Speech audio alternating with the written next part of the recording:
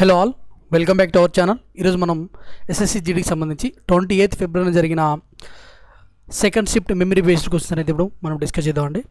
So ఈ population సంబంధించి ఎక్కువ క్వశ్చన్స్ అడుగుతున్నారు కాబట్టి దాని గురించి అయితే ఒక బ్రీఫ్గా అయితే చూద్దామండి. Introduction. First, population census started in 1872 at the time of lord Mayo అండి. లార్డ్ మేయో టైంలో ఫస్ట్ టైం ఇండియాలో 1872 ఆ టైంలో పాపులేషన్ అనేది కండక్ట్ చేయడం జరిగింది.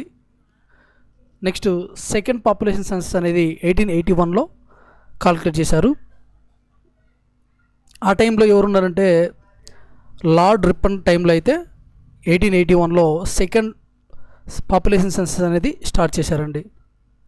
నెక్స్ట్, ఇప్పుడు 2011లో జరిగిన సెన్సస్ అనేది 15th సెన్సస్ అండి. అది 15వ సెన్సస్. మనకు ఆఫ్టర్ ఇండిపెండెన్స్ తర్వాత ఫస్ట్ సెన్సస్ అనేది 1951లో సెన్సస్ అనేది కండక్ట్ చేయడం జరిగిందండి. Next,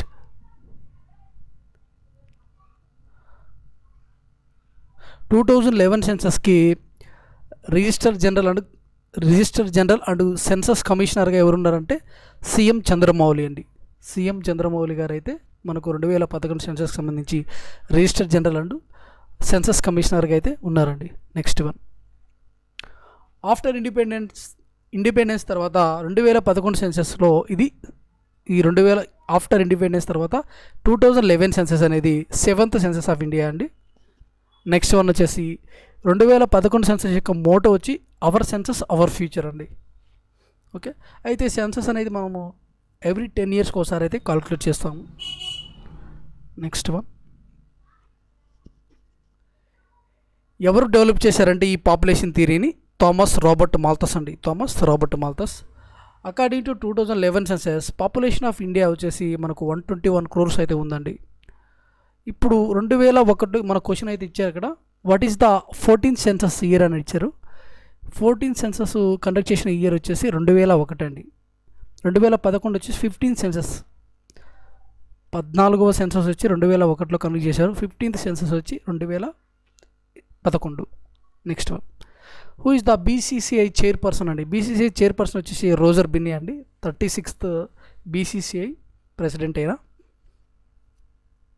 next, third 5-year plan duration అడిగారంట. 1961 నుంచి 1966 వరకు అయితే థర్డ్ 5-year ప్లాన్ అనేది డ్యూరేషన్ ఉంటుంది. ఆ టైంలో ప్రైమ్ మినిస్టర్గా లాల్ బహదూర్ శాస్త్రి గారు అయితే ఉన్నారండి. ఈయన second prime minister of India అండి.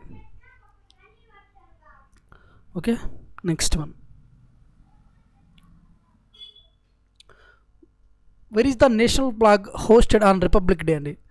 రిపబ్లిక్ డే నాడున మనము జెండా ఎక్కడ ఎగరవేస్తామని క్వశ్చన్ అయితే అడిగారు. కర్తవ్యపథ్ లేదా రాజ్పథ్ ఆర్ కింగ్స్ వే అని అంటారండి. ఇది ఢిల్లీలో ఉంది. సో ఈ మూడిట్లో ఏది వచ్చినా కూడా ఆన్సర్ పెట్టవచ్చు. నెక్స్ట్ వన్, ఒకవేళ మనం ఆగస్ట్ 15th ఇండిపెండెన్స్ డే రోజున అయితే మనం ఎర్రకోటలో అయితే ప్రధాని మోడీ గారు అయితే ఎవరైతే ప్రధానిగా ఉంటారో వాళ్ళు హోస్ట్ చేస్తారండి, జెండాను ఎగరవేస్తారు.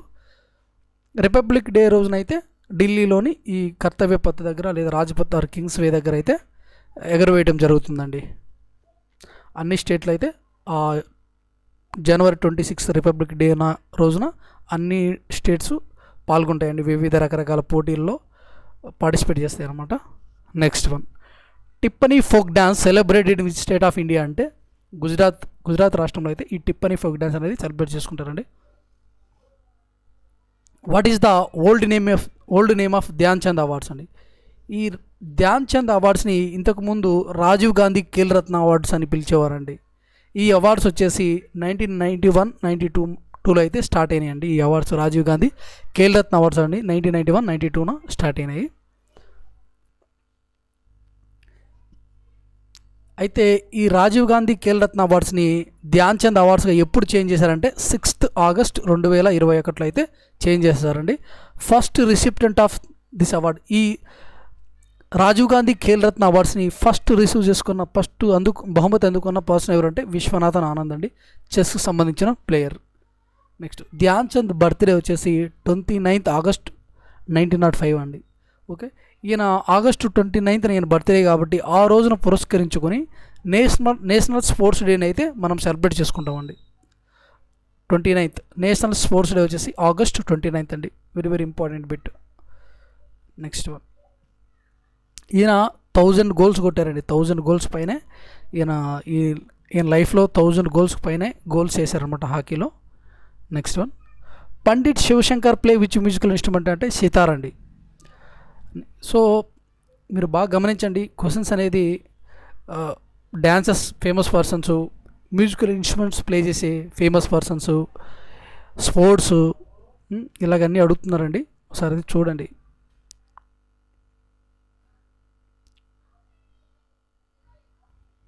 Next one, FIFA men under 17 2023 world cup winner వచ్చేసి ఎవరంటే జర్మనీ, రన్నర్ అప్ వచ్చేసి ఫ్రాన్స్ అండి. ఇది ఇండోనేషియాలో అయితే జరిగిందండి. ఈ అండర్ 17 మెన్స్ వరల్డ్ కప్ అనేది ఇండోనేషియాలో అయితే జరిగింది. Next one, Indian constitution how many organs అండి. ఇండియన్ కాన్స్టిట్యూషన్లో ఎన్ని భాగాలు ఉన్నాయంటే 3 అండి. లెజిస్లేటివ్ 1, ఎగ్జిక్యూటివ్, జ్యుడిషియరీ అని 3 అయితే ఉంటాయండి. 3 సెక్షన్స్ అయితే ఉంటాయి. నెక్స్ట్ క్వశ్చన్ వచ్చేసి అశోక దమ్మా రిలేటెడ్ క్వశ్చన్ అయితే అడిగారు. అది ఏ క్వశ్చన్ అనేది క్లారిటీగా తెలీదు. ఒకవేళ తెలిస్తే మటుకు నెక్స్ట్ షిఫ్ట్లో అయితే చెప్తానండి. Next one, according to 2011 census 0 to 6 years పిల్లల యొక్క సెక్స్ రేషియో ఎంత ఉందని క్వశ్చన్ అయితే అడిగారు. 919 అయితే ఉందండి. 2011 జనాభా లెక్కల ప్రకారం 0 to 6 years పీపుల్స్ యొక్క సెక్స్ రేషియో వచ్చి, చిల్డ్రన్స్ యొక్క సెక్స్ రేషియో వచ్చి 919 ఉంది. Highest sex ratio 0 to 6 years కలిగిన స్టేట్ ఏంటంటే 972 అరుణాచల్ ప్రదేశ్ అండి. ఇక లోయెస్ట్ వచ్చేసి హర్యానా 834 అయితే ఉన్నారు. Next, highest union territory Andaman Nicobar islands అండి 968 per 1000 అయితే ఉన్నారు. లోయెస్ట్ వచ్చేసి ఢిల్లీ 871 per 1000. ఇక్కడ 0 to 6 years అంటే చిన్న పిల్లలకి చిన్న బాలికలు ఉంటారు కానీ చిన్నపిల్లలు 870కి 1000 బాయ్స్కి అయితే 871 ఫీమేల్స్ అయితే ఉంటారండి చిన్నపిల్లలు 0 to 6 years కలిగిన వాళ్ళు. ఇది కూడా అంతే 1000కి 968 అలాగుంటుంది కాల్కులేషన్ అనేది. Next one, Holi festival celebrated in which state of India అండి. ఈ హోలీ ఫెస్టివల్ ఇండియాలో ఏ స్టేట్లో సెలబ్రేట్ చేసుకుంటారంటే ముఖ్యంగా యూపీ, హర్యానా, ఢిల్లీ స్టేట్లో అయితే సెలబ్రేట్ చేసుకుంటారండి. Some parts of north India అంటే సమ్ స్టేట్స్లో ఇప్పుడు గుజరాత్లో కూడా అలా సెలబ్రేట్ చేసుకుంటారు. ఇంకా కొన్ని స్టేట్స్ ఉంటాయి, ఆ స్టేట్లో కూడా సెలబ్రేట్ చేసుకుంటారు. ముఖ్యంగా అయితే యూపీ, హర్యానా, ఢిల్లీ, గుజరాత్లో కూడా సెలబ్రేట్ చేసుకుంటారండి. నెక్స్ట్ వన్, ఆప్షన్స్ని బట్టి మీరు ఆన్సర్ పెట్టాల్సి ఉంటుందండి.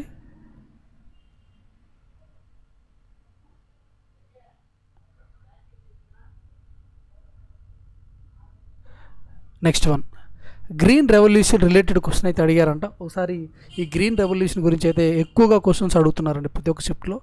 సో దాని గురించి పూర్తి కాన్సెప్ట్ అనేది మీరు తెలుసుకోండి. బాగా చదువుకున్నట్లయితే మీకు యూస్ఫుల్గా ఉంటుందండి.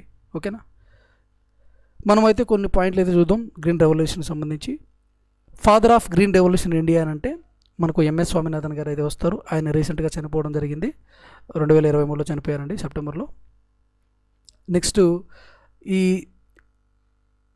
ఈ గ్రీన్ రెవల్యూషన్ కాన్సెప్ట్ ఎప్పుడు స్టార్ట్ అయిందంటే 1965లో అయితే స్టార్ట్ అయింది. First phase of green revolution started in year అంటే ఈ first phase of green revolution ఎప్పుడు స్టార్ట్ చేశారంటే 1966 మిడ్ నుంచి అయితే స్టార్ట్ చేయడం జరిగిందండి. నెక్స్ట్, ఆ టైంలో మనకు ప్రైమ్ మినిస్టర్గా ఎవరు ఉన్నారంటే లాల్ బహదూర్ శాస్త్రి గారు అయితే ప్రైమ్ మినిస్టర్గా ఉన్నారు. ఈ గ్రీన్ రెవల్యూషన్ ఇంప్లిమెంట్ చేసే టయానికి ఏ 5 year ప్లాన్ నడుస్తుందంటే థర్డ్ 5 year ప్లాన్ అనేది జరుగుతూ ఉందండి. ఈ థర్డ్ 5 year ప్లాన్ అనేది 1961 నుంచి 1966 వరకు అయితే ఉంటుంది డ్యూరేషన్. మొత్తం మనకు 12 పంచవర్ష ప్రణాళికలు అయితే అమలు చేయడం జరిగింది. 12వ పంచవర్ష ప్రణాళిక అనేది 2015 నుంచి అయితే స్టాప్ చేయడం జరిగిందండి. మీరు చూడండి క్వశ్చన్స్ ఎందులో నుంచి వస్తున్నాయి ఏందని బాగా గమనించుకొని దాని ప్రకారం మీరు చదువుకోండి. మీకు చాలా హెల్ప్ఫుల్గా ఉంటుందండి ఆ విధంగా చదువుకున్నట్లయితే. నెక్స్ట్ స్టెప్లో మళ్ళీ కలుద్దాం.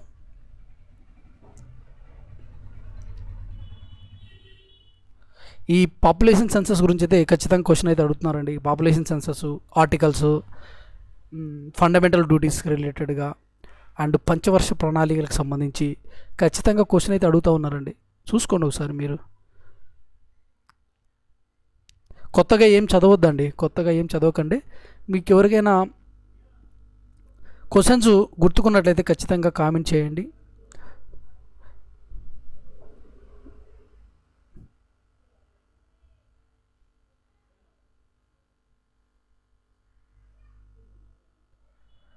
నెక్స్ట్ మ్యూజికల్ ఇన్స్ట్రుమెంట్కి సంబంధించి కూడా క్వశ్చన్స్, డ్యాన్సెస్, ఫెస్టివల్స్ ఇవన్నీ కూడా చూసుకోండి. రిపీటెడ్గా అడిగే కాన్సెప్ట్లు ఇవన్నీ కూడా. ఇక స్పోర్ట్స్కి సంబంధించి కూడా అడుగుతూ ఉంటారు, అవి కూడా చూసుకోండి.